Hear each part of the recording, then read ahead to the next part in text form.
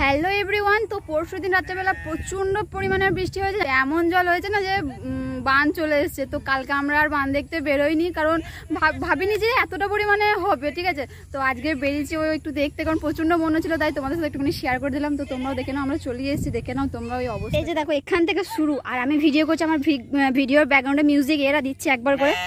এই যে দেখো আবারও একবার দিয়ে দিল। আর এই যে দেখো জল, দেখো কত জল। আর এখন আমরা এই জল দিয়ে পেরোবো। তো জল দিয়ে যাবো বলে জুতো আগে থেকে খুলে দিয়েছি গাইস। উড়ি বাবা। আর এই যে দেখো কেমন জলের স্রোতগুলো আসছে দেখো। আর এই যে এই জায়গাটা সে আমি পুজোর সময় দেখেছিলাম, এইদিকে সেই ঠাকুর পেরিয়েছিল, সেই জায়গাটাই এত জল হয়ে গেছে দেখো।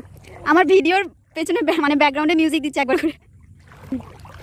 বাপরে এত স্রোত দিচ্ছে, আমাদের পাতে একদম টেনে নিয়ে চলে যাচ্ছে। কালকে আরো স্রোত দিচ্ছিল, কালকে আরো। আর কালকে তো এগুলো পুরো সমান হয়ে গেছিলো, মানে এই জলের সাথে এই জল পুরো সমান হয়ে গেছিলো। আজকে তাও রাস্তা টাস্তা দেখা যাচ্ছে, কারণ কালকে প্রচন্ড পরিমাণে ডুবে গেছিলো। এই যে দেখো মাঠটা দেখলে বুঝতে পারবে এটা মাঠ, কেউ বলবে দূর থেকে তো এটাকে মনে হবে নদী বা পুকুর। তো এই যে দেখো আমি এর আগেও দেখিয়েছি এই ঠাকুরতলা, এখানে সেই পুজো হওয়ার জন্য দেখিয়েছিলাম।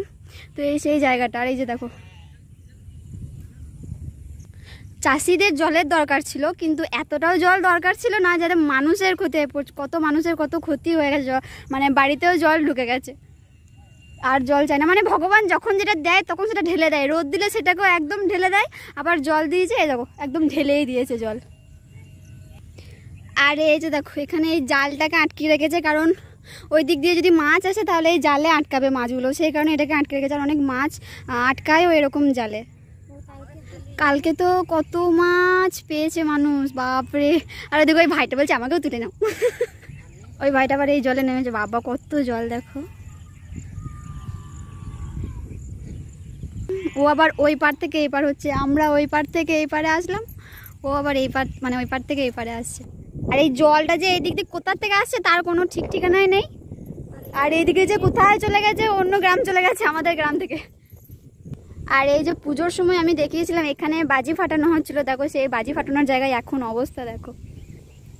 আর এই যে তখন আমি রাত্রেবেলা দেখিয়েছিলাম আমাদের মন্দিরটা, মানে এখানে সেই যে পুজো হয়েছিল, তো সেটা এখানে এত হাওয়া, মানে কি বলবো, সেটা তোমরা ব্যাকগ্রাউন্ডের মানে আওয়াজ শুনে বুঝতে পারছো, সেটা বুঝতেই পারছি আমি। প্রচন্ড ভালো লাগছে এখানে, মন খুলে হাওয়া নিতে পারো এখানে, সত্যি মানে কি বলবো। আর এই যে এগুলো তো কালকে সবই ডুবে গেছিল, আমি জানি না, এই যে আমার ললিতা জানে, ও এসেছিল, ও বলছে এগুলো সব ডুবে গেছিলো। আমি তো কালকে ঘর থেকে বেরোইনি, বললাম যে আমি তো ভাবতেই পারিনি এতটা পরিমাণে বান সত্যি সত্যি চলে এসেছে আমাদের গ্রামে। তারপর অনেকেই স্ট্যাটাস দিচ্ছিল, তাদের দেখলাম, তাই আমারও মন হয়ে গেল, আমিও বেরিয়ে পড়লাম। কিন্তু আজকে এসে আমি এরকম দেখতে পাচ্ছি, কালকে বেরোলে একটু ভালোই হতো। এই যে দেখো এখানে সেই ঠাকুর আসার পরে এই যে বলেছিলাম না স্নান করানো হয়, এই যে এই পুকুরটাতেই স্নান করানো হয়। দেখো পুকুরেও কত জল হয়ে গেছে দেখো, বাবা এখানে একবার ডুবলে তো আর ফিরে আসতে পারবো না মনে হয়। এই যে দেখো কত জল হয়ে গেছে, দেখো আমরাও জলে নেমে পড়েছি। আর এই যে অনেক গুগুলি আছে, গুগুলি, আর এই গুগুলি তুলছে। এই যে দেখো অনেক আছে, আমাদের পায়ে ঠিকছে, আমরা বুঝতে পারছি। আর দেখো মানে কত সুন্দর লাগছে দেখো এটা। আর এইদিকে আর একটা মানে পুকুর তোমাদের সাথে শেয়ার করবো বলে এইদিকে যাচ্ছি, তো দেখো রাস্তাটা দেখো কি বাজে রাস্তা, আর মনে হচ্ছে আমরা বন যাচ্ছি। 10:40।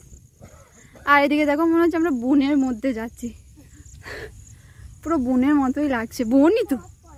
রাস্তাটা খুবই বাজে, এই কাদায় কাদায় যেতে হবে, কিচ্ছু করার নেই, একটুখানি মজার জন্য একটু কষ্ট তো করতেই হবে, তাই না?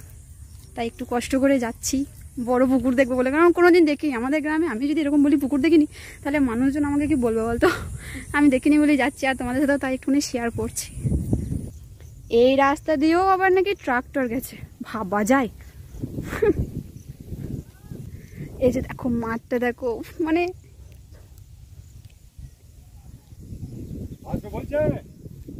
মাঠটা দেখো শুধু কত সুন্দর লাগছে। এই যে দেখো এখানে যে দেখতে পাচ্ছ দুটো বড় মাকে, এখানে ওরা ধান পুঁতছে, আমি তো কোনোদিন দেখিনি। বলছে আমাদেরকে তুলছে ভালো করে, দিন হেঁটে ছেড়ে দে। তো চলো ওদের কাছে যাওয়াই যাক, ওদের একটু কাজ নেওয়াই যাক ভিডিওর মাধ্যমে। এই যে দেখো ধান পুঁতছে, দেখবে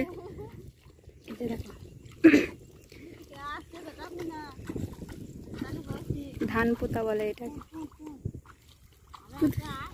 আমার ওই তো দেখতেই পেলে ধান পোতা, তো এইভাবেই ধান পোতা হয়। জানি অনেকে জানো, এখন আবার বলবে এগুলো আবার কেনা জানা, তবু আমি নিজে প্রথম দেখছি তো এত কাছের থেকে, তাই তোমাদের সাথে একটুখানি শেয়ার করছি আর কি। এই জায়গাটা দেখো, বোলপুরের সোনাঝুরিটা আশা করি সবাই চেনো, সেই সোনাঝুরির মতো গাছগুলো হয়েছে, মানে কত সুন্দর লাগছে দেখো একদম সত্যি। মানে আমি এই যে মনে হচ্ছে আমি শহরে থাকি, আমি গ্রামে থাকি না, শহরে থাকার মতোই ব্যাপার, ঘর থেকে তো বেরোই না, তাই এরকম অবস্থা, আমার কিচ্ছু দেখি না, জানি না।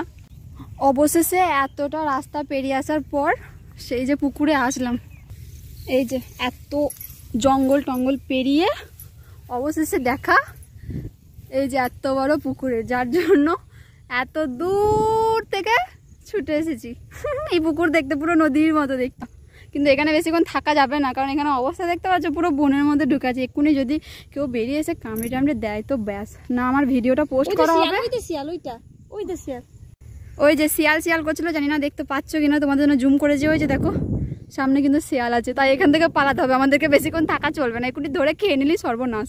3টে অনেক আছে বাবা, অত শিয়াল দেখতে গেলে হবে না। তো আমরা ওখান থেকে আবার চলে যাচ্ছি বেরিয়ে, কারণ ওখানে অবস্থা তো তোমাদের দেখালাম পুরো বনের মতো, আর হচ্ছে গিয়ে শিয়াল টিয়াল আছে, এবার যদি সাপটা বেরিয়ে যায়, আর আমার সাপ তো প্রচণ্ড ভয় লাগে বাবা, এক্ষুনি বেরিয়ে যাবে, তার থেকে আমরা নিজেরাই বেরিয়ে যাই এখান থেকে, দরকার নেই ওদেরকে বের করার। তো এরপর যাব বাড়ি। তো আমাদের গ্রামের অল্প কিছু তোমাদের সাথে শেয়ার করলাম, তো কেমন লাগলো অবশ্যই জানিও। এরকম গ্রাম তোমরা অনেকদিন আগেই দেখেছো আমি জানি, তো আমাদেরটা তো দেখোনি সবাই, তাই না, তাই আমাদের একটুখানি শেয়ার করলাম তোমাদের সাথে। তো চলো টাটা, দেখা হচ্ছে আবার নেক্সট কোনো ভিডিওতে, বাই। এখন যাব বাড়ি।